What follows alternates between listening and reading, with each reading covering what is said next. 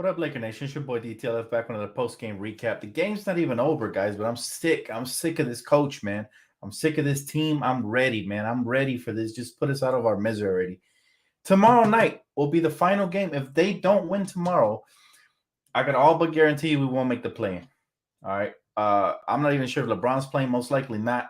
We get AD back tomorrow, but this game is an atrocity. I want to talk about this game first before I even talk about tomorrow. All right, Lakers. We had a chance again tonight. We actually played decent in the first half. I thought Dwight was phenomenal.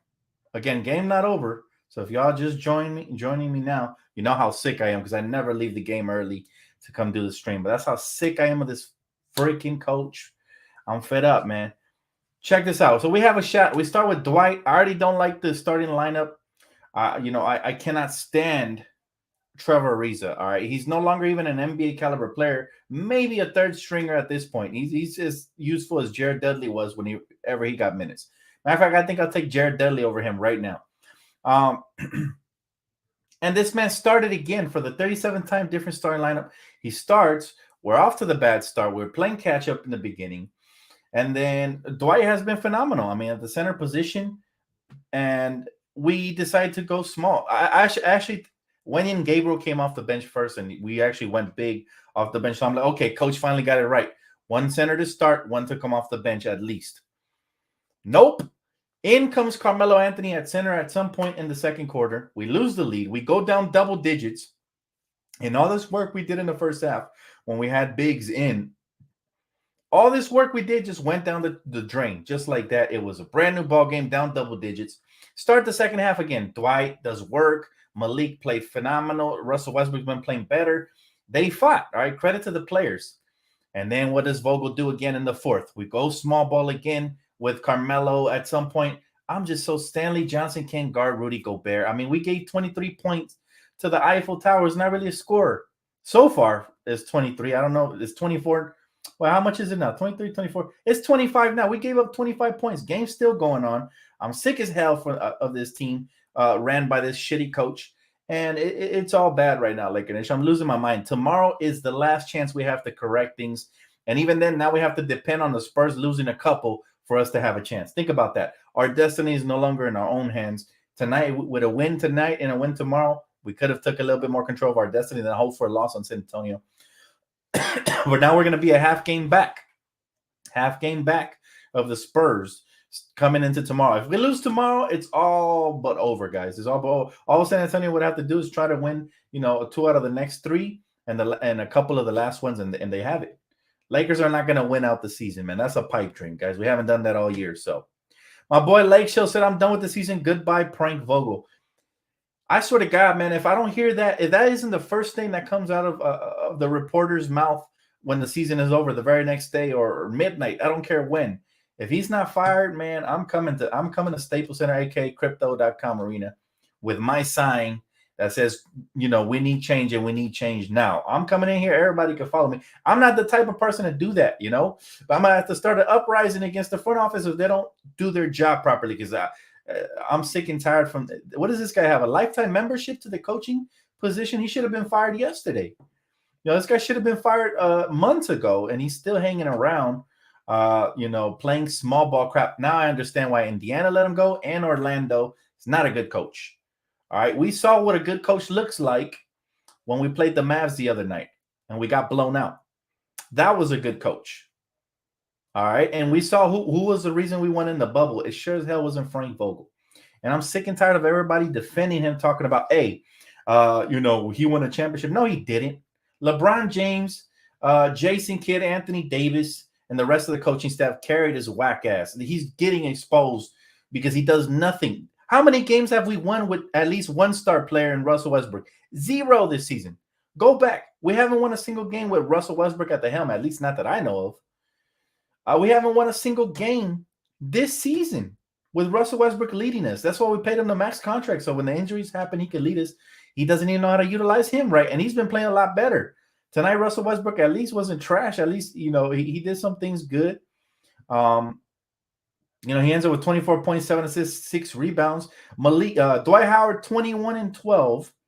Malik Monk, 14, 4 and 4. 12 from Carmelo, 9 from DJ Augustine. uh, 9 from THT, and we still didn't even sniff a shot because A, we don't play defense, and B, we go small at the wrong times. How the hell you gonna have Carmelo Anthony guarding Rudy Gobert? He did it in the first half, and he did it in the second. I'm almost ready to put the season to bed, man. Just put us out. If the Pelicans put us out of our misery tomorrow, no matter who plays, it's a wrap, guys. It is a wrap, and I'm sick, man. I'm sick of this team, man. I'm sick. I'm fed up. And then we make our fake little mini comebacks, and then the bad rotations kick in. We have Russell Westbrook fouling Rudy Gobert because we get switched on a pick. Instead of playing Dwight and Wenyen and Gabriel, I thought maybe he didn't start Wenyen because he's going to get the majority bulk of the minutes off the bench. Nope, not Frank Vogel. No, sir. He's going to play Stanley the Manly Johnson and Carmelo Anthony at the worst time of his career at the 5. It's not even like we're getting, New York Knicks Carmelo Anthony or Denver Nuggets Melo. Nah, man. He couldn't. I don't know, man. This coach really has me puzzled. I'm like beyond stressed out watching this team, and they're so predictable. Everything we do is predictable. By the way, our defensive schemes are trash. Why anybody who penetrates, right? Everybody collapses. The whole defense collapses to the middle, and they just kick it out for a wide open 3. Every time I see Russell Westbrook or Trevor Ariza or Stanley Johnson ball watching, and their man is wide open in the corners. You cannot leave a team like Utah, who has a bunch of 3-point shooters, wide open. This makes me sick, guys. I couldn't even finish watching this bullshit-ass game. Like, my God, man. That's the first time in years that I haven't been able to watch a game, but I'm so sick of the repetitiveness. This coach does not learn from his mistakes. He doesn't.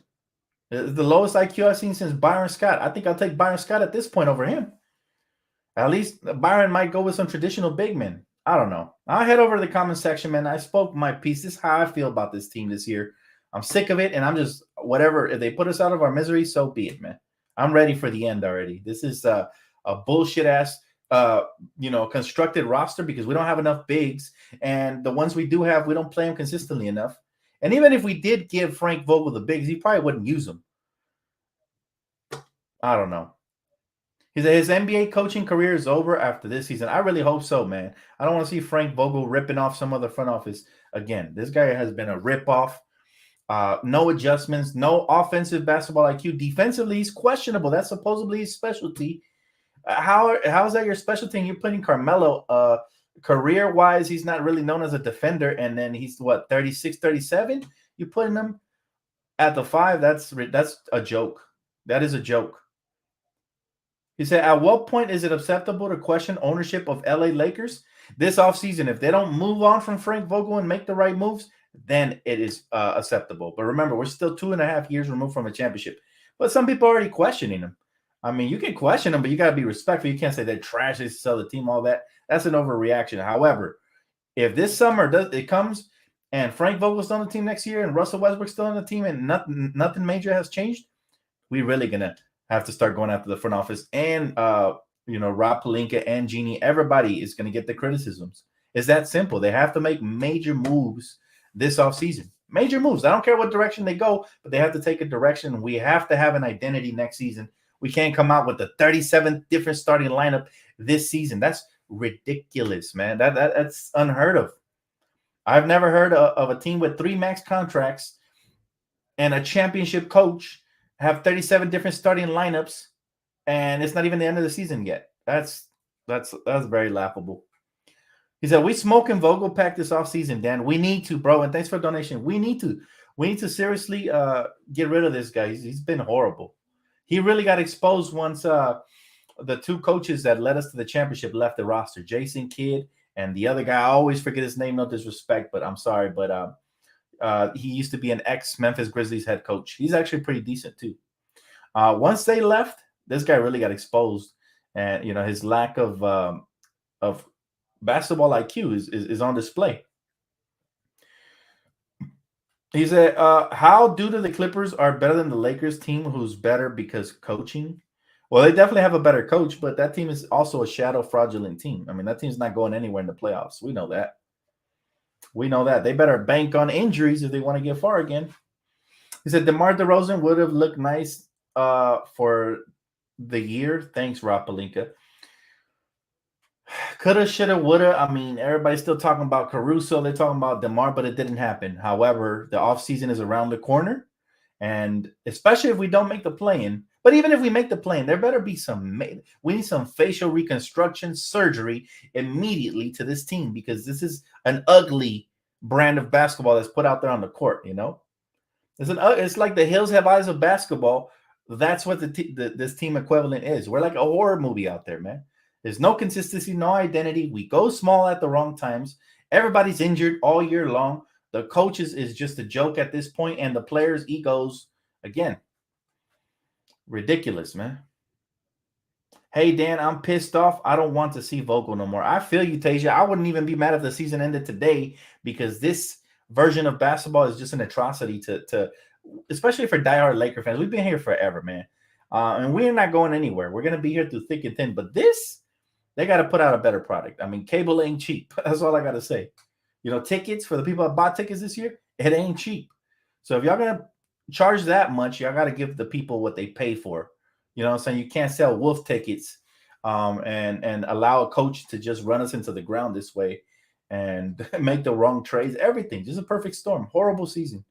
Horrible. And you hope for a glimmer, a sign of life. You want to see some heart, some fight. And the players do sometimes come out and they show that, like they did in the first half. But then the horrible rotations, it's like we have to win in spite of our head coach. What an embarrassment. I really don't know how some of these people coach, man. I don't know how Luke Walton, now Frank Vogel, how these guys actually have head coaching jobs. Like, who do they know, yo? Link me up with them, because if it's that easy to get a head coaching job and to have that type of, I think there's high school coaches that are more educated and basketball ready to perform in LA than this guy. I'm not even trying to be sarcastic. It's horrible at this point. He said Wenyan getting only 11 minutes is freaking BS. That's what I'm saying, Walker. He doesn't know how to read the room. Clearly, Wenyan, and when he came in, right, with those 11 minutes, he came in and he gave us energy, gave us second chance points, gave us rebounding. He intimidated the rim a little bit. He ends up with 7 points and 3 rebounds and an assist in those 11 minutes. Think about that. Think about that. He really should be starting out there with Dwight. I don't care. Listen, they're going to play Carmelo at the 5 anyways. Might as well start off with a lineup that's going to set you up for success. The Dwight Howard, Wenyan, Gabriel lineup has been good to start games.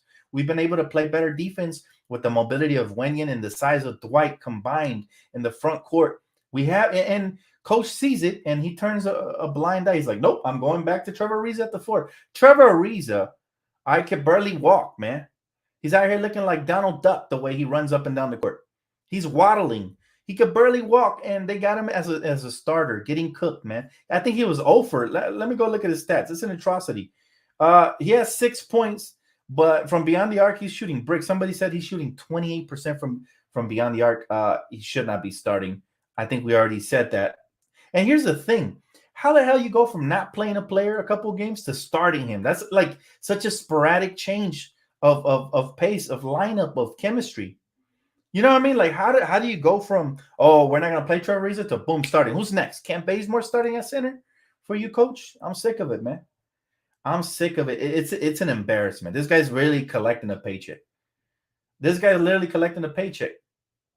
Look, if I was Frank Vogel and you were going to go small off the bench, the only potential small ball bench center should be Stanley Johnson with the current roster we had.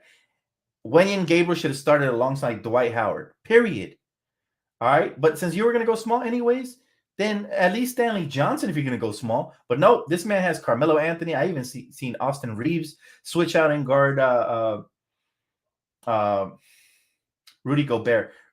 Listen, Rudy Gobert has no business. This guy's not a scorer in the league, but we made him look like a star tonight. 25 points, 17 rebounds, and we still going small. The foolery, the clownery, man, it's embarrassing, guys.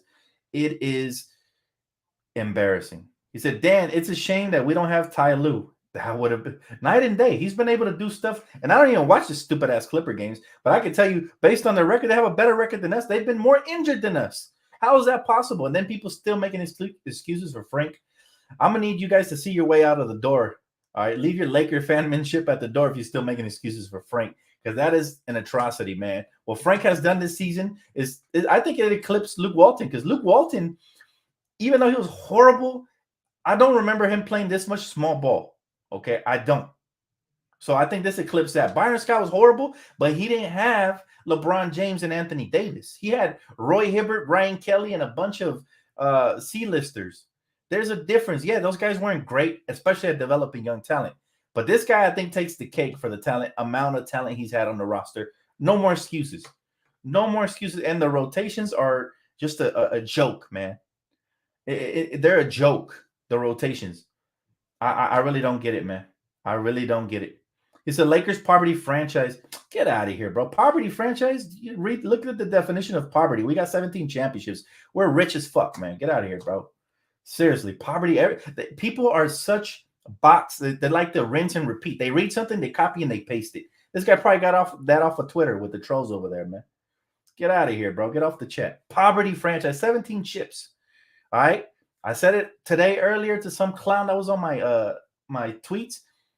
Women lie, men lie, numbers don't. We got 17. We're the best of the best. There's only one team that can compare to us, and they got theirs in the freaking 40s, man. You know what I'm saying? I'm not even going to mention them. But bottom line is 17 championships. Don't talk to me about whatever you just said, man. I already erased that word from my vocabulary. As a Laker fan, poverty isn't a word in my vocabulary, bro. Get that shit.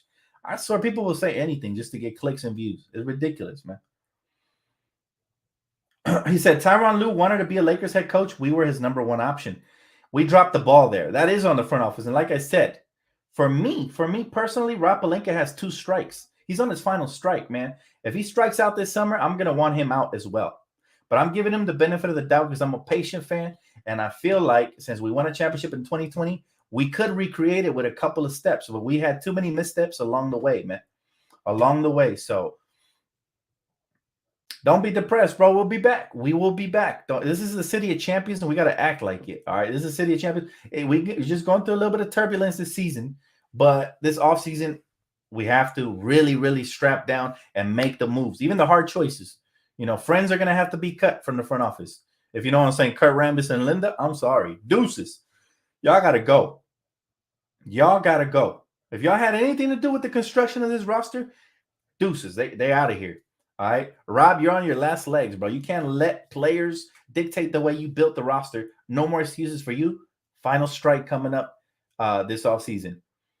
You know, Jeannie, she got to get involved. I know Jeannie doesn't want to get involved with basketball personnel, but she has to look at the record and she has to look at the record books and how much she's paying and say, hey, I'm getting ripped off here. The scales aren't balancing. You know what I mean? We're going to have to do something about this, Rob, and put pressure on Rob to do something. You know, it's really, it's sickening, guys. It's sickening that we have to put up with this. I've been trying to stay positive and try not to rant and trying to just be optimistic, but man, it is virtually impossible with this team and especially this coach.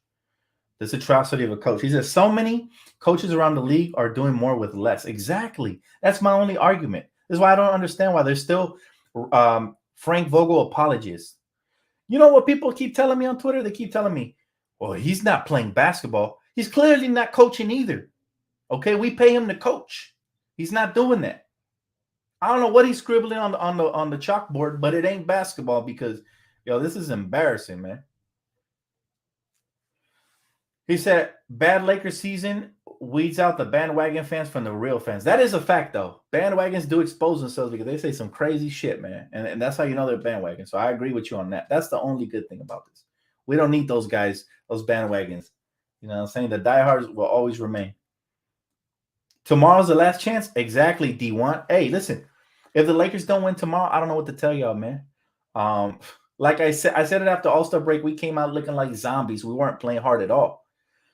After All-Star break, we came out. I said, the Lakers look like they're trying to miss the play-in. Go back. Quote me. Go back and watch that video. All right. Now, we've been playing a little bit harder, which I'll give them credit for, but there have been games where we just don't come out. We don't even come out of the tunnel. The bodies do, but the souls don't. They stay in the tunnel. But that coaching staff, man, it's bad. All right. That's all I'm going to say. I think I've already spoke my piece about the coaching staff. They all got to go. I don't want nobody to remain on that coaching staff. Maybe the player development coach. He's the only one. But everybody else got to go. All the assistants, the water boys. Get that horrible brand of losing basketball out of here.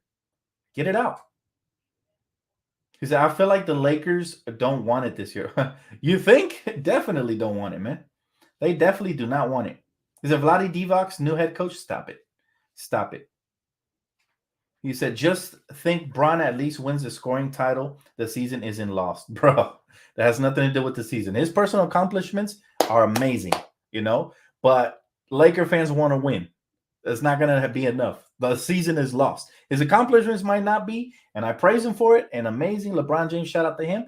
But it has absolutely nothing to do with our season. Or it doesn't. Trust me when I say that. That Dwight is still useful, and it's sad that we barely used him. We did the same thing to Montrezl Harrell last season.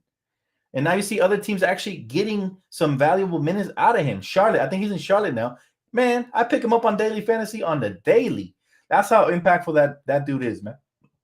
But what the Lakers do, we wasted his talent. There were games he didn't even play, just like Dwight Howard. This coach is cuckoo for Cocoa Puffs, man. He's not thinking clearly. You know, I hope we never hire another softy like this, another coach that's this weak-minded and this stubborn into, going with the same garbage night in and night out. I really hope so. He said, don't forget about Phil Jackson, man. I really hope something happens there, but who knows? All right. I'm not going to hold my breath for that. If it happens, great. If it doesn't, then I understand because of his age. But whatever the case may be, we need to go out there and we need to search the market for a real coach. I've said it all year long. Somebody who is not afraid to take the reins and say, okay, LeBron, okay, Russ, okay, whoever's on this team next year. Hopefully not Russ. We tried it your way. It didn't work. Now we're going to run this. We're going to run this play, and we're going to run some half-court offense, and we're going to set some screens and move without the basketball, and we're going to be selfless, and you're going to buy in or you're going to ride the pine right next to me because it's warm over here. It's warm over here.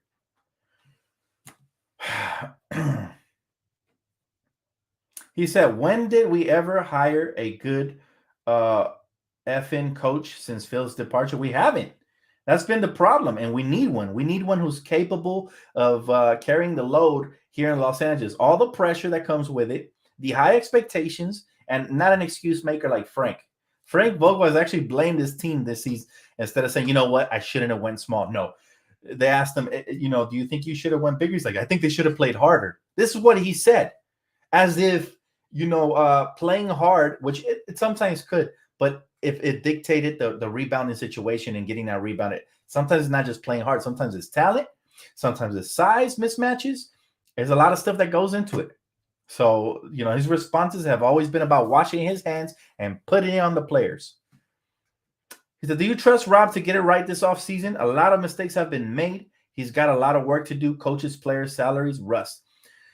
He did it before in a small period of time. Remember, people forget, but I don't forget. When somebody does something good for the franchise, I'm forever grateful for it. All right. And here's the thing about that bubble championship that people like to call it. If it was that easy, how come your favorite team didn't win it? Mine did, and it was not easy. We got lucky that Rob Pelinka was able at the 12th hour when Kawhi Leonard betrayed, and he basically wasted all the time, so we don't get some of the better free agents available. What did Rob Pelinka turn around and do? Dwight Howard. He went out and got veterans like Rajon Rondo, JaVale, just really good quality players. And he did that. He already showed it to me once. So you show it to me once, I expect that. And I really hope that can happen. I really hope that this offseason we can do something similar. Turn around and either, like I said, it's going to be one of two directions. Either we're going to start the full rebuild, which would shock me, or we're going to retool this team and come back ready to compete with LeBron and AD next season. That's most likely the scenario that I see moving forward, realistically. But I want us to just get an identity one way or the other. We're in the middle right now. We're in the middle. I don't like that. Middle of the road. He said, the Lakers, Dan, why are you so mad you wanted Westbrook? What does that got to do with anything? Yeah, I wanted Westbrook because I wanted change, but I didn't want this version of Westbrook, and the way we utilized him this year was trash, and it didn't fit in. So guess what? Right? We wanted good, positive change, and it didn't happen. But it's not just Westbrook. It's the coach as well. It is the coach as well. And yeah, that spamming BS, bro. Get that out of here, bro. You a troll, man. I read your comment the first time. I don't need to see it 10 times across the board. He said, I hope none can opt out of his contract and play for us next season. I don't even know if I want that, man, at this point. After him not, you know, you love Russ, stop the cap.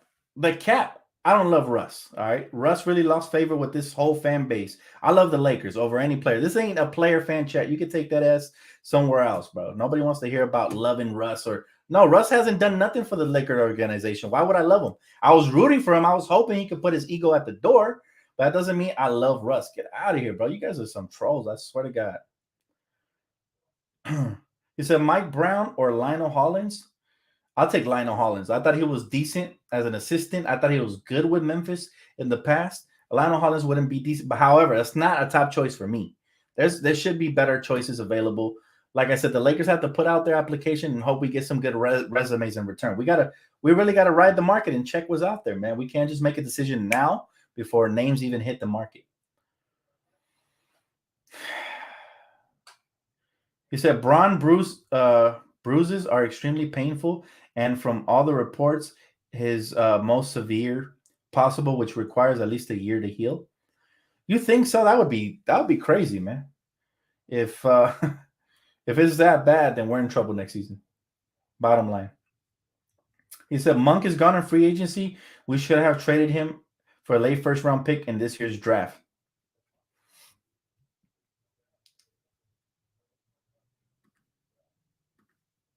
And we got some idiots in the chat today. I'm just blocking them, bro. All right. Listen, as far as Malik Monk, we heard today that the salary cap is going to be $2 million more than was initially projected. So I'm not sure how that works. If we can add that as a contract offer to Malik, I'm not even sure if that's possible. But they have to find a way to try to re-sign him. I think he's been phenomenal. Again, tonight, he went off, he got us some buckets and did exactly what he had to do. He did exactly what he had to do, which was, give us a chance tonight. Russell Westbrook should be the prime trade candidate in order to make that happen and maybe bring some better role players. I'm still about having 2 superstars and a bunch of good role players rather than 3 max contracts, unless it's somebody like Dame. But even then, you don't never want to gut your roster because you see the lack of depth. We really don't have more than 2 bigs on this roster when AD is injured. So next season, one of the priorities I think the Lakers should make is go out and grab some more bigs. Okay, if we keep AD. If we keep Dwight is fine. But obviously, I would love to bring back. Oh my God, I already forgot his name. The big man we just signed, the ex-Kentucky guy, right? 6'10", can space the floor. I'd love to bring him back, but we still need another fourth. We need another fourth so we can have enough depth just in case of injuries and everything. Lakers did a poor job this offseason of only having 3 bigs and cutting 1. So we ended up with 2 bigs when AD went down. So all bad. Wenyen Gabriel, thank you. Yeah, I wouldn't mind bringing him back, bringing Dwight back and AD, but we still need at least 1 or 2 more bigs to have some good depth because, man, I'm sick of this not having bigs going small. Playing Melo at the 5 is just a joke at this point of his career, especially. And then, like I said, we made Rudy Gobert look like a star tonight. Well, he's a borderline all-star. He ain't no superstar. He should not have 25 points on us. But, of course, Lakers' specialty is making less players look like more. By the way, Jordan Clarkson cooked us. All right, him and Donovan Mitchell were taking turns on us, and that's usually what has happened all season long with guards. We have to shore up the perimeter again and get more defensive players that can actually guard the perimeter consistently. Trevor Ariza, older players like that, and just not going to cut it anymore. So Melo needs to go. Dan, what about the coach who played in the 80s and 90s with some hardness? I don't know what coach that is, bro. You got to give me a specific name. Wenyen gets into too much foul trouble, I'll still bring him back because he's crucial in limited minutes. I'll still give him some minutes, man. He's a high-energy guy, and he's actually been infectious on this team. We need more players like him. Guys like Stanley Johnson and him who play hard are crucial to the whole morale of the team. Like the way they play has to be harder next season. We get – and another thing, here's the thing, man. We're not playing any defense because we get killed on pick and rolls.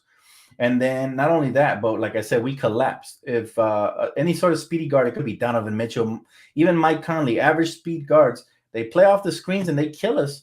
They collapse the defense. Everybody collapses in the middle. Guys get caught ball watching. They don't guard their guys in the corners, wide open threes.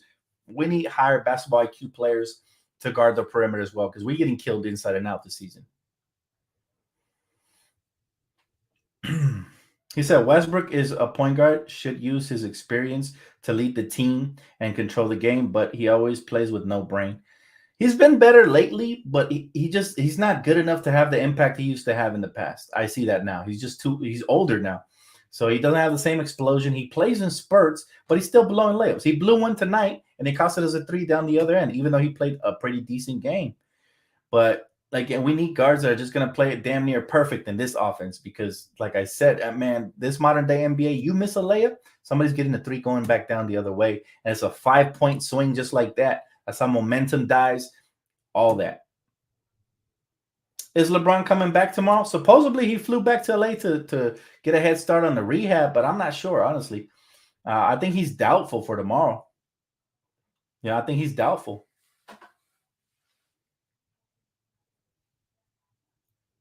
He said Dan Westbrook's about to punch Mike Trudell. Oh my God.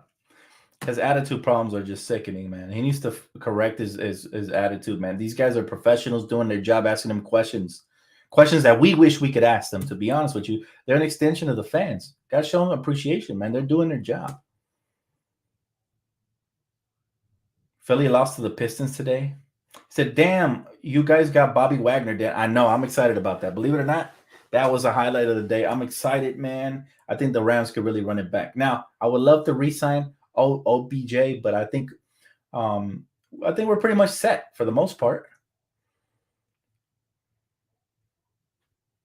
He said, "How you and your girl's health? Back to 100?" Yeah, it is actually, Jeremy. Thank you, man. Thanks for asking, bro. It is, man. We recovered a couple weeks back. No, actually, a couple months back. This season is the most stressful season ever as a Nets fan. I hope your team have a better season next year. If they fire Vogel and get rid of Westbrook, he said, and more moves to be made. Bro, both of our teams down bad.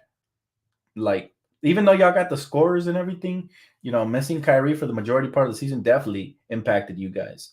And that trade that you guys did for James Harden, I thought it was good initially, but if Ben Simmons doesn't come back, then it's kind of a wasted year, with his back injury. So good luck, man, in the playoffs. At least you guys are probably going to sniff out the playoffs.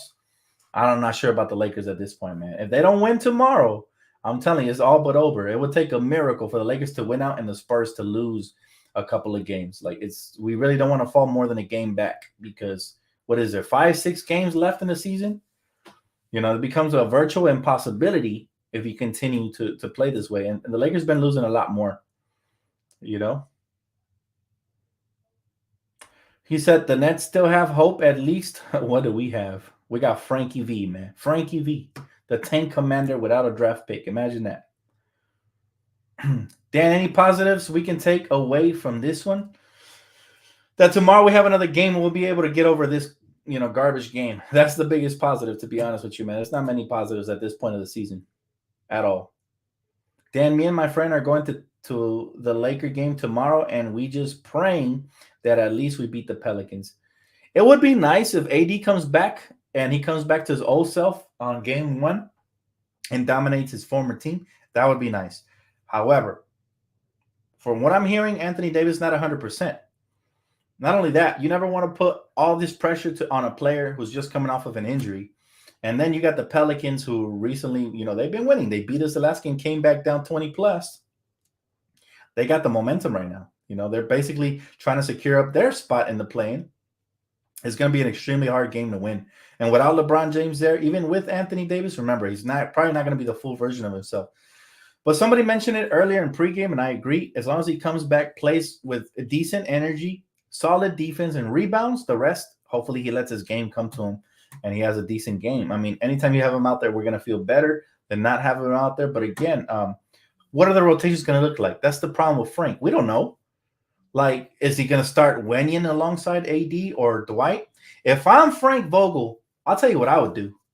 I would come out with the biggest lineup you got.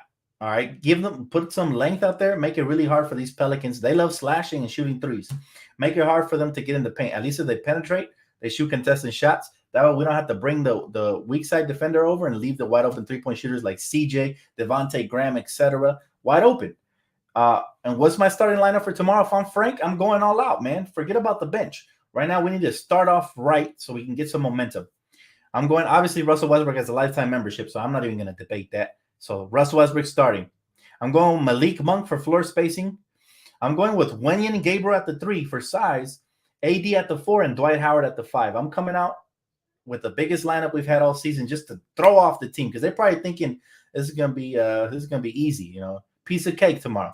Let's make it hard for them. But Frank probably doesn't have the brain to do that, and he probably doesn't have the guts.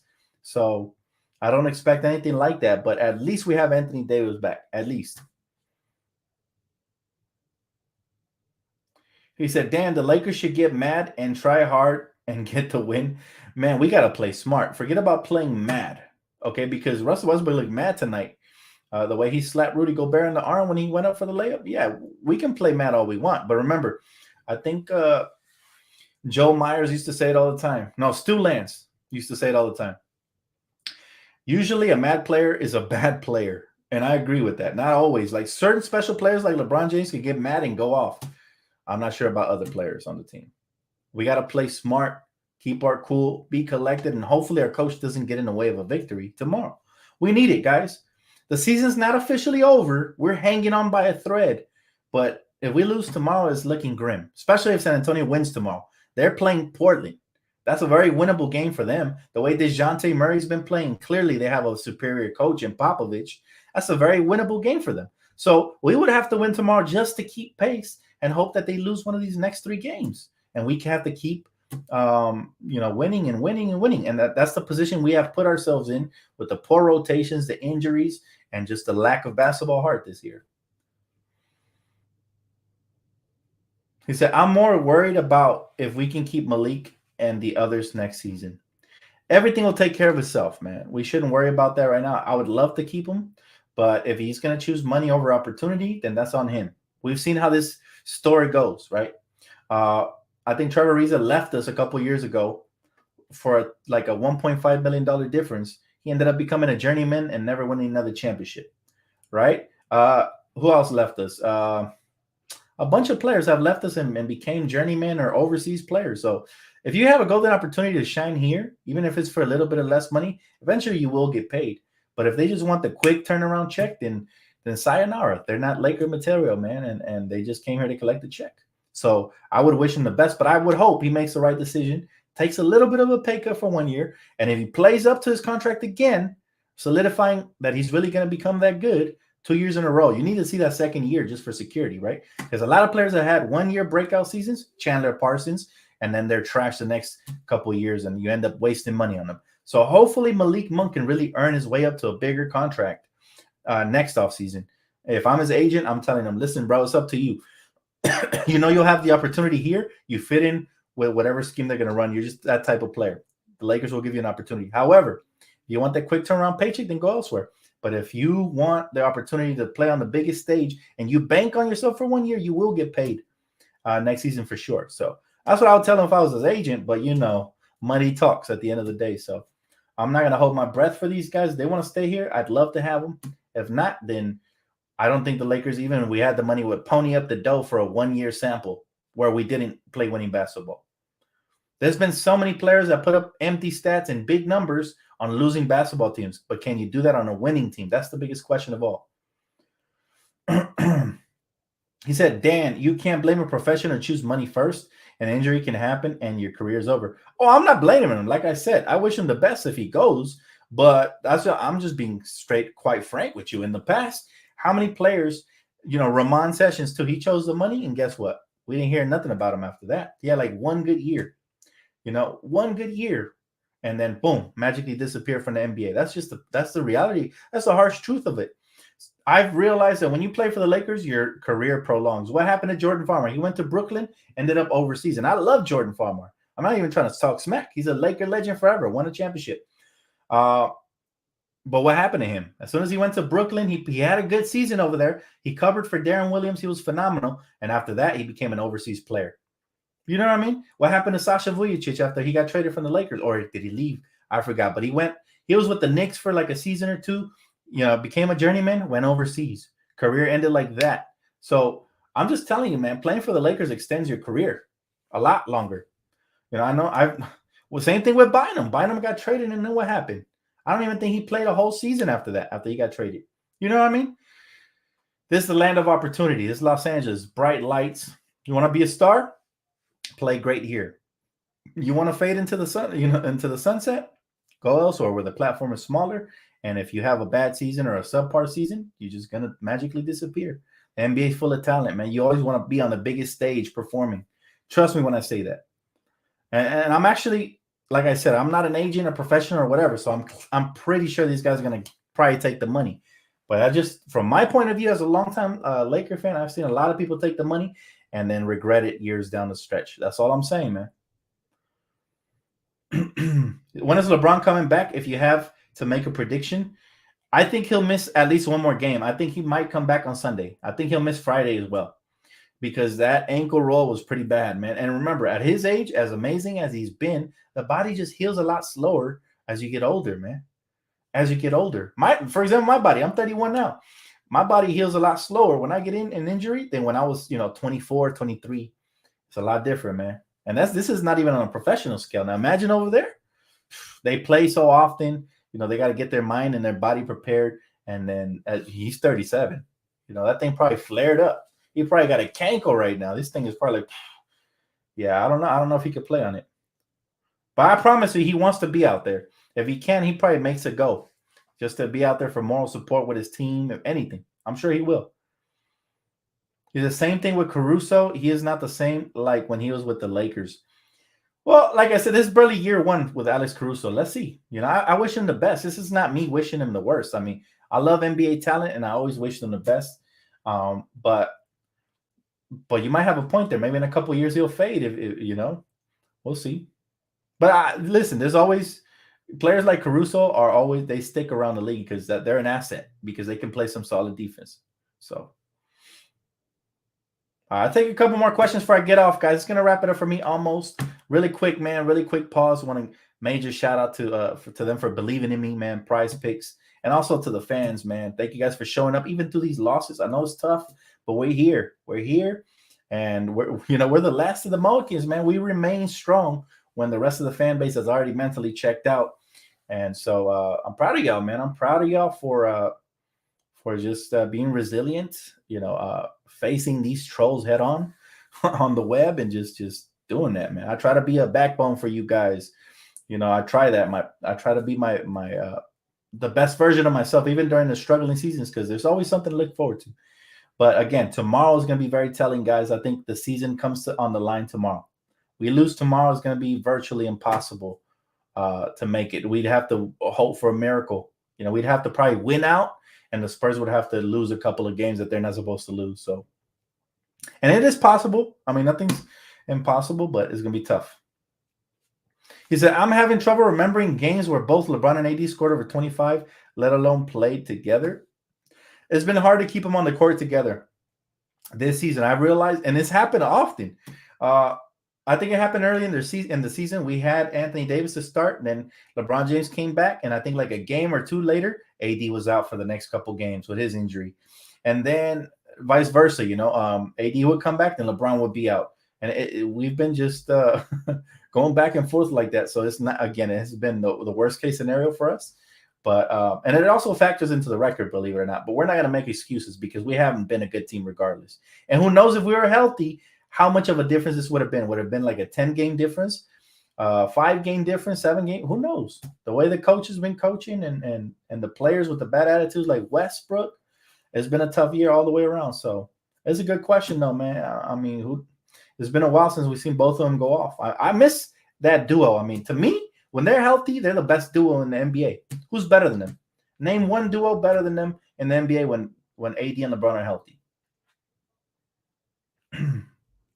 She says Sasha owns and runs a vineyard now. I freaking love the machine, man. He is clutch, and he plays some pesky defense. Used to get under the opponent's skin. I used to love that, man.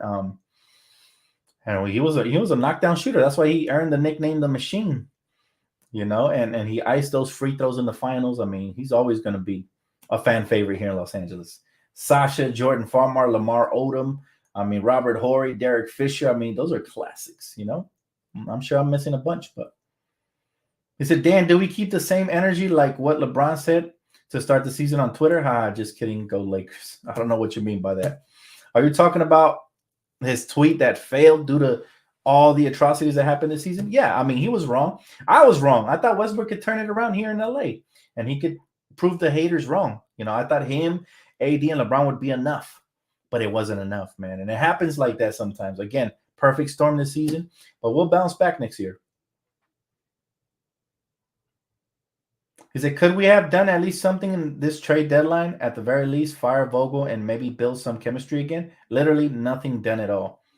I think we could have. I think firing Frank Vogel should have came even before the trade deadline. Unfortunately, for whatever the case, that didn't happen. And not only that, we didn't make a trade, which, according to rumors, there wasn't many options. But, there's conflicting reports on that. Some reports have it that we had deals on the table that the Lakers didn't want to take because we were getting fleeced, which I'm okay with. If we have to stand pat for another half of the season just to not get fleeced, then I'm okay with. However, there was also rumors that there were some decent trades. Who knows if those were even true, right? But this offseason, no more excuses, man. I'm sick of the excuses.